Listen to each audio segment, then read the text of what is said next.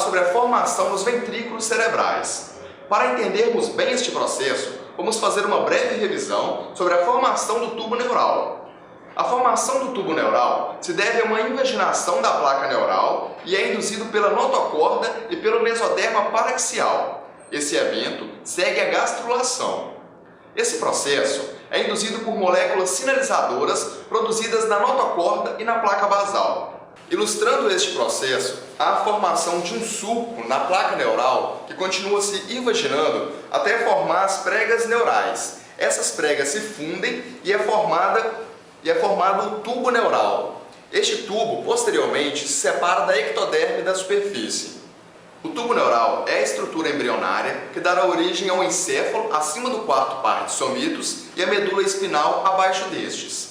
Durante a gestação, a porção cefálica do tubo neural dará origem a 3 vesículas primárias: o rombencéfalo, o mesencéfalo e o prosencéfalo, que por sua vez darão origem a 5 vesículas secundárias. O prosencéfalo, ele origina o telencéfalo e o diencéfalo. O telencéfalo, por sua vez, dará origem aos hemisférios cerebrais e o diencéfalo originará o epitálamo, o tálamo e o hipotálamo. O mesencéfalo mal sofre modificações e continua como mesencéfalo no adulto. O rombencéfalo, por sua vez, ele se divide em metencéfalo e mielencéfalo. O metencéfalo dá origem à ponte e ao cerebelo, e o mielencéfalo origina o bulbo. No teto e no assoalho do tubo neural formam flexuras devido a crescimento diferenciado.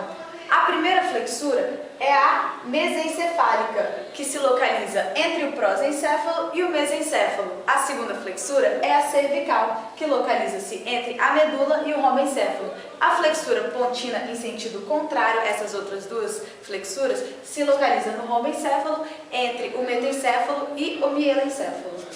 Como sabemos, essas vesículas foram formadas pelo tubo neural, que é um tubo oco no centro. Então essas vesículas irão formar diferentes cavidades, e essas cavidades vão formar um sistema ventricular no encéfalo. A cavidade do telencéfalo, ela origina os ventrículos laterais. Já o terceiro ventrículo, ele é oriundo da cavidade do diencéfalo, e a comunicação entre eles é dada pelo forame interventricular. A cavidade do mesencéfalo sofre uma constrição e dá origem ao arqueduto cerebral. O quarto ventrículo, sua parte superior é formada pela cavidade do metencéfalo e sua parte inferior é formada pela cavidade do mielencéfalo. Aqui, como podemos observar, numa vista lateral já no indivíduo adulto. Aqui observamos os ventrículos laterais unidos pelos forames interventriculares ao terceiro ventrículo. E aqui o aqueduto cerebral, que une o terceiro ao quarto ventrículo, que se continua com o canal medular. E para que serve este sistema ventricular?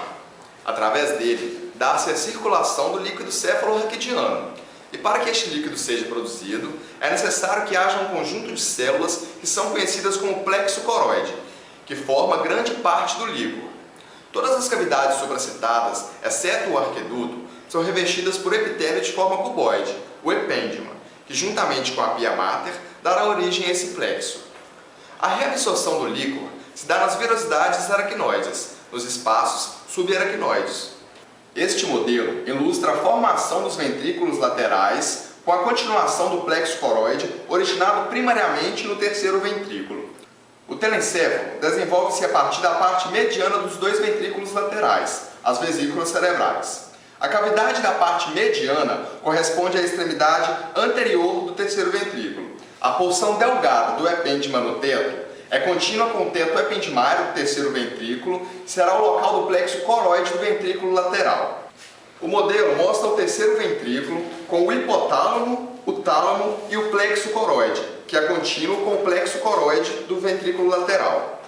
Com o desenvolvimento do telencéfalo, ele leva consigo sua cavidade, o ventrículo lateral. Primeiramente, há um crescimento em direção rostral, depois um crescimento em direção caudal e, por último, um crescimento em direção rostral, tornando assim seu formato característico em forma de C.